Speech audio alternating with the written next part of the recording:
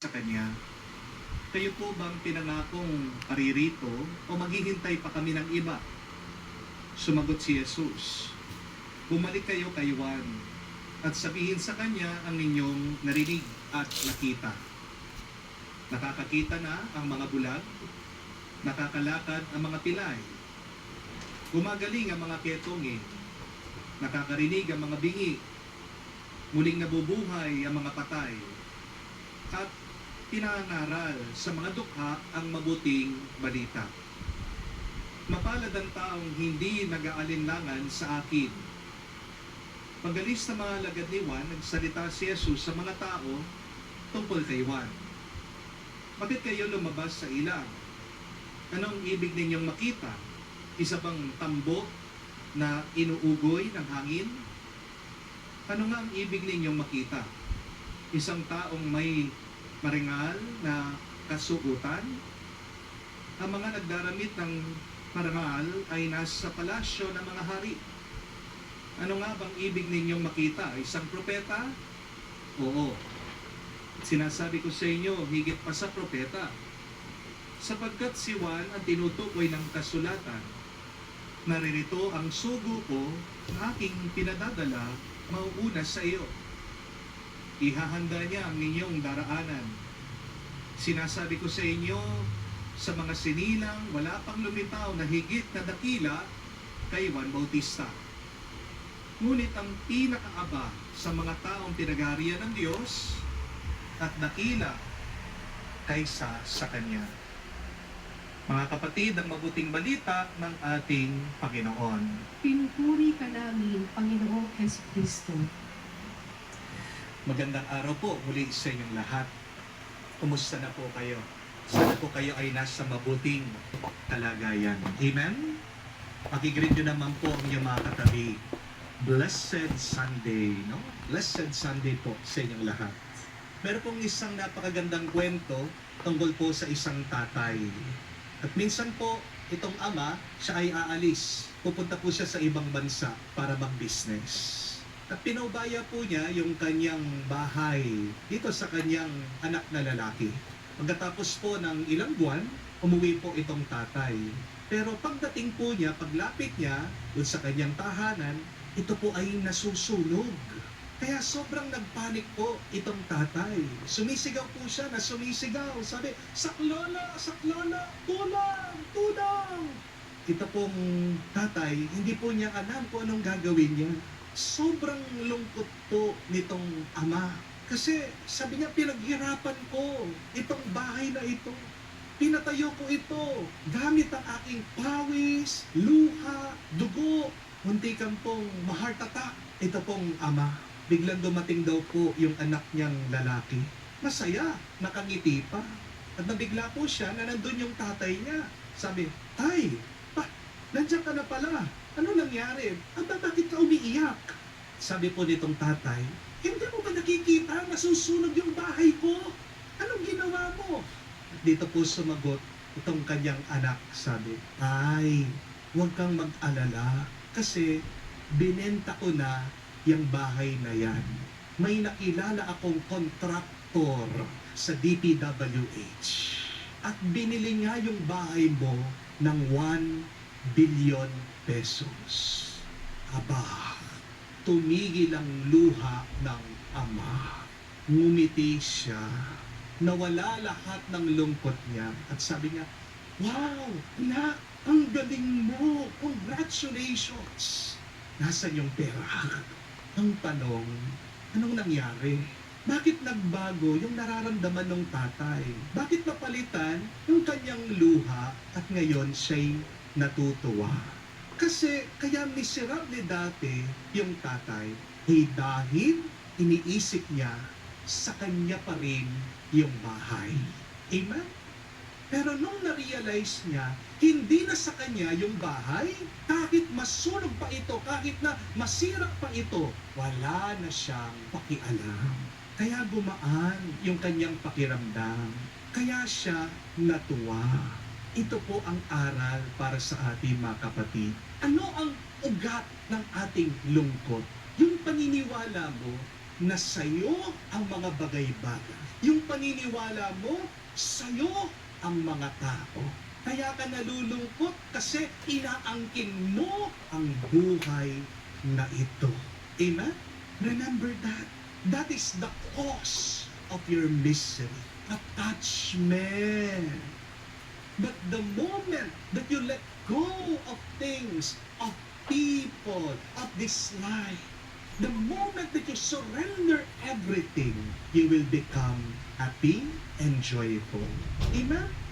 Paano mapuno ng tuwa? Una po, isipin niyo, ang lahat ng bagay sa iyong buhay, grasya.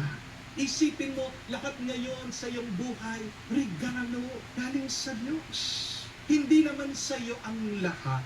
Ang lahat ay galing sa Diyos. Kaya nga po, balikan niyo ang unang pagbasa. Sabi, here is your God. He comes to save you. The eyes of the blind see. The deaf hear.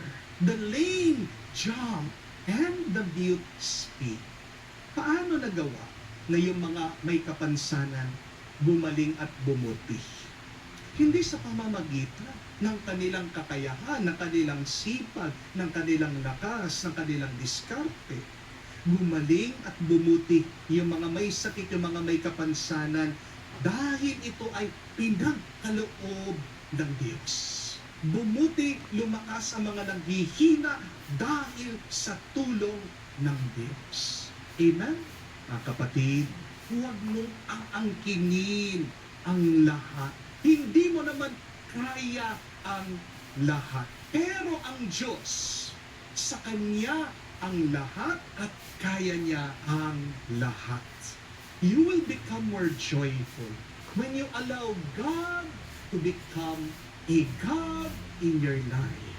Tigilan mo yung pagdiyos-diyosan mo sa buhay mo. Kaya ka nagiging miserable eh.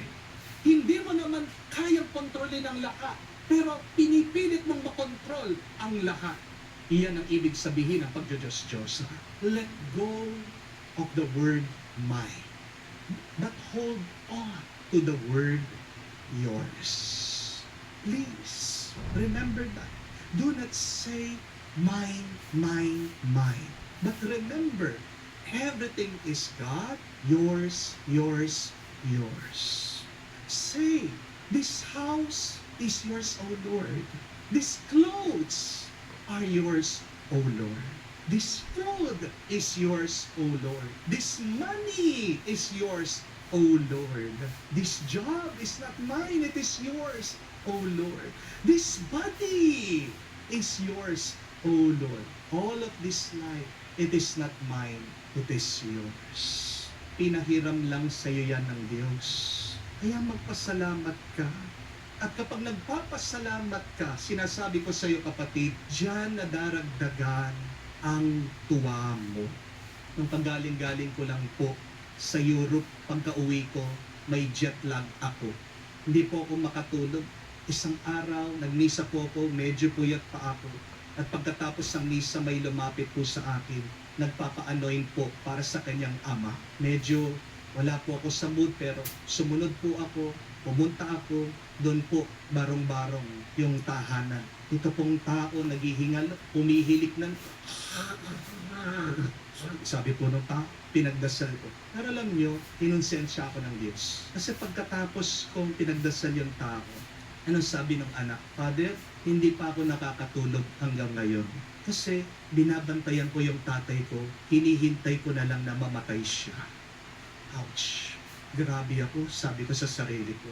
Ako nagrereklamo ako, di ako makatulog. Bakit? Galing ako sa pagtutur, galing ako sa pamamasyal, galing ako sa ibang bansa, pero merong mga ibang tao hindi makatulog. Bakit? Dahil una, baka may sakit sila. Pangalawa, baka nagbabantay sila sa may sakit. Anong karapatan kong magreklamo? Wala. Nakalimutan ko lang magpasalamat sa Diyos. Remember that when you are complaining, it only means one thing, that you are not that grateful, that you have forgotten to thank the Lord. Amen? Remember this, gratefulness doubles your happiness, and thanksgiving triples your joy. Amen? Huwag kang maging possessive. Diyan bumibigat ang buhay mo. Dami mong hawak eh. Bitawan mo, bawasan mo naman. You will become more joyful when you realize everything is grace. God will provide. Amen? But secondly, you will become more joyful if you believe the best is yet to come. Isa pong dahilan bakit tayo'y nalulungkot madalas, dahil naniniwala tayo, wala nang mabuting darating sa ating buhay. Di po ba? Halimbawa po, nung minsan ako po ay nagmimisa, at habang ako po ay nag-humili, meron pong isang bata nandun po sa bandang pintuan ng simbahan, ng parokya, naglalaro. Kaya lang, ito pong bata sa kanyang paglalaro, may nakita po siyang isang plastic bottle. Oh? Plastic bottle. Anong ginawa ng bata? Pinaglaruan yung bote. Lahat ng makita, pinupokpok. Pok, pok, pok, pok. Nakita po yung table, pinupokpok. Pok, pok, pok, pok. Nakita po yung mga santo, pinupokpok. Pok, pok, pok, pok. Siyempre po, ako, nagsasalita ako sa harap. Na-distract ako. Hirap po makapag-focus. Ang ingay ng bata. Kaya pinakatignan ko po, tiger look dun sa bata. Hinahanap ko po yung magulang. Buti na lang, napansin po siya ng kanyang ina. Tumatakbo. At para tumigil po yung bata, anong ginawa ng nanay? Hinablot, kinuha yung plastic bottle sa kamay niya. Ano po sa tingin nyo yung nangyari? Susunod.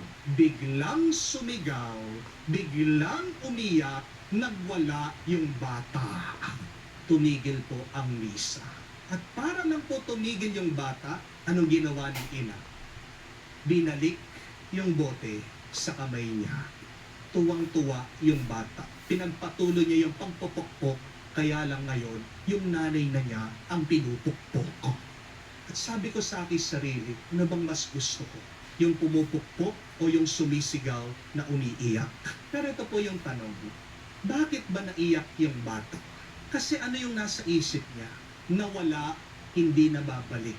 Di po ba? At hindi ba ganyan din ang problema ng pag-iisip ng napakarami sa atin? Akala natin wala na. Akala natin walang darating na mabuti. Amen? Bakit meron mga iba umiiyak kapag sila'y nalugi sa kanilang negosyo? Anong sinasabi nila? Wala na. Hindi na ako makakabawi. Talagang ganito na lang, mahirap na lang talaga ako. Talaga ba?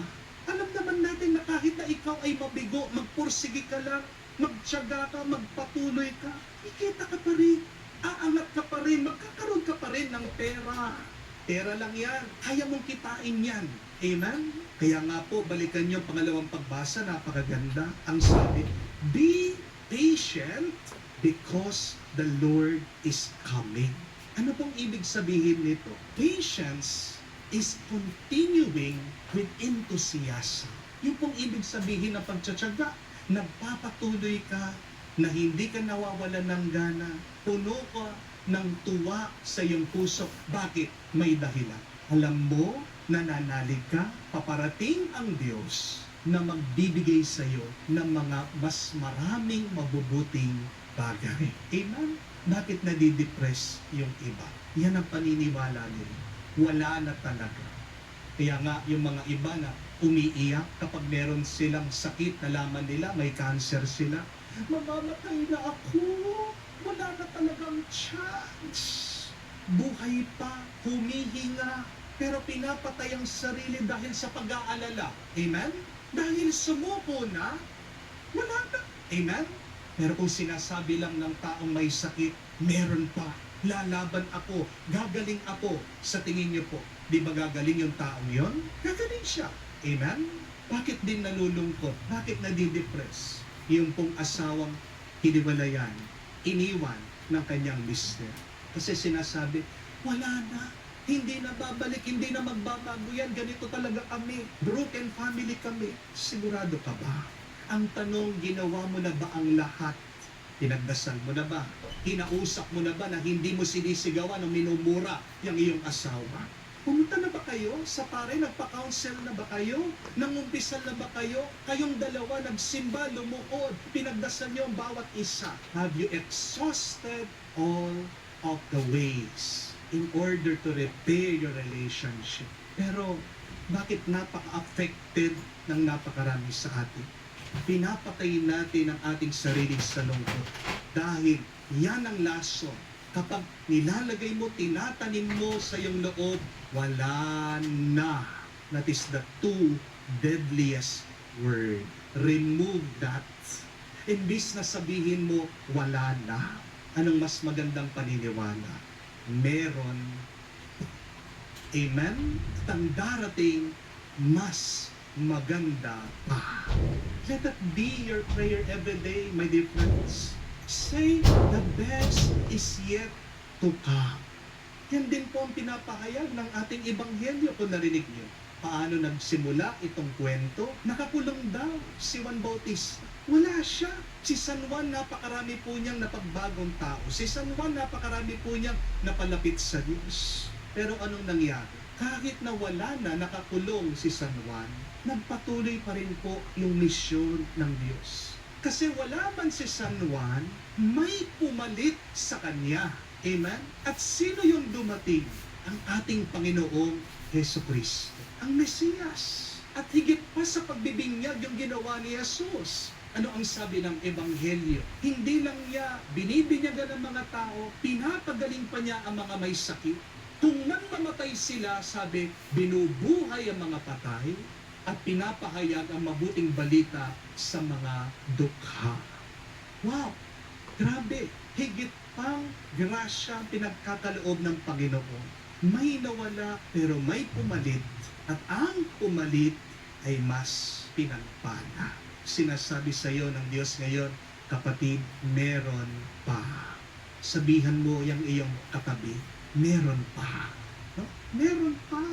At kapag yan ang iyong paniniwala, anong meron ka? Pag-asa. Tingnan niyo po, hindi ka magiging masaya kung wala kang pag-asa. Hindi ko po alam kung napansin niyo ito. Panoorin niyo yung mga bata na naglalaro sa taas ng buhangin. Pag naglalaro yung mga bata sa buhangin, sa lupa, gumagawa sila ng mga sandcastle, gumagawa po sila ng mga burol, bundok, gumagawa sila ng para mga megadike. Pero pagkatapos silang maglaro, pag tinawag na sila, pinapauwi na sila sa kanilang mga bahay at tahanan. Anong ginagawa ng mga bata? Lulundagan nila, sisirain nila yung kanilang mga gawa. Ano yun? Parang niloko lang nila yung kanilang sarili, hindi po ba? Nagpagod sila, pero bandang huli, sinira nila yung kanilang ginawa. Pero pansinin mo yung mukha ng mga bata, habang sinisira nila, nilulundagan nila, tinatapak-tapakan nila yung kanilang ginawa doon sa buhangin. May ngiti, may tuwa, masaya sila. Bakit? Kasi hindi naman yun tungkol dun sa nagawa nila. Tungkol yun dun sa kanilang ginagawa. Naglaro sila eh. Nag-enjoy sila eh. Ang nasa isip ng bata ay, bukas, babalik pa rin ako. Bukas, maglalaro ulit ako. Bukas, mag-i-enjoy pa rin ako. Parang yan yung nawala sa atin, hindi po ba? Habang tayo'y tumatanda, nasan na yung ating enjoyment? Nasan na yung iyong satisfaction? Nasan na ang iyong anticipation? We focus so much on the destination of life that we forget to enjoy the journey of life. Life is not only about what you are doing, but life is really about experiencing. Mga kapatid, kung handa kang mawalan, handa ka rin dapat makatanggap. At kung ikaw ay nananalig at naniniwala sa Diyos, tatanggapin mo mas higit pa sa unang tinanggap mo. Amen? Yan ang magiging susi ng iyong tuwa. Just let go and let God bless you. Because joy is a gift of the Holy Spirit. Baka hindi nyo rin po alam ito. May dalawang cancer o panira ng ating tuwa. There are two things that steals, that destroys our joy. First is competition, and the second is comparison. Madali lang pong tandaan, CCC. The two cancer of our joy is C, competition, C, comparison. So be careful. Huwag mong ikukumpara ang iyong sarili sa iba. Magkakaiba tayo eh. Hindi po ba? Huwag ka din makikipag-compete sa iba dahil iba-iba ang ating paglalakbay. Kapag merong kang pagkukumpara, kapag nakikipag-unahan ka sa iba, kapatid, pa-check up ka sa Diyos. May sakit ang iyong kaluluwa. May tuwa, enjoyment sa buhay mo. Kung uumpisahan mo, appreciate, pasalamatan, kung ano ang meron ngayon sa iyong buhay. Amen? Meron pong bumisita sa akin dito, 3 babae, may edad na. Kwento po nila, silang 3, balo na, mga widows. Para parehas po, wala na silang mga asawa. Malaya na, pero joking aside, nadidepress po sila. Siyempre, kahit na nakaalitan nila, hindi nila nakakasundo yung kanilang mga asawa, miss na miss pa rin nila sila. Pero sabi po nitong 3, imbis na ma-depress sila, naghanap sila ng paraan para maging masaya. Aanuhin nila ang buhay, miserable naman sila. Kaya ano pong ginagawa nitong 3? Bumibisita daw po sa mga simbahan, sila po'y namamasyal, tumutulong din po sila sa mga charity, nagsasama-sama po sila every month nagbabanding. At kahit na namimiss po nila yung kanilang mga asawa, sabi nila kahit na paano, masaya sila. At dito ko po napagtanto, na-realize that there is life after our sorrows and problems. Remember that. There is joy after your trials and pains. Tandaan mo, ang buhay ay gulong. Baka mabigat kasi nandiyan ka lang sa ilalim, sa baba. Pero kung magpapatuloy ka, gugulong yan, aangat, aakyat ka pa rin. Pero sana wag niyo pong makalimutan ito. Sana matandaan niyo ito. Kapag ikaw ay nasa taas ng buhay, mag-enjoy ka, magpasalamat ka. Pero pag ikaw ay nasa baba ng buhay, magpakumbaba ka, manalig ka sa Diyos, at umasa ka sa Panginoon. Ang buhay po ay parang alon din eh. Life is like a wave. Hindi mo naman makokontrol. Dumarating ang tuwa, nawawala ang tuwa. So life sometimes is bad. God is good all the time. Amen? Accept everything because everything is grace. Pero kung gusto mong maging mas masaya ka, kung gusto mong mas mapuno ka ng tuwa, ang kailangan mong gawin, ito po, na sa susunod na meron kang problema, tandaan mo lang na palaging yan may kasunod na grasya. Yan po ang ating hintayin. Yan ang ating asahan. Lilipas din lahat ng problema at darating din ang pinakamabuting grasya. Amen? Yan, 2 po ang ating pagdasal sa banal na misang ito. Una, sabihin natin, Panginoon, ang lahat ay sa iyo, hindi sa akin. Maraming salamat po. Pero pangalawa, paniwalaan mo, may darating pang mas maganda, mas mabuti. Meron the best is yet to come. Is why we continue to thank the Lord. We praise our God because our God is good. Sobra-sobra. Amen. Tumayo po tayo. Ipahayag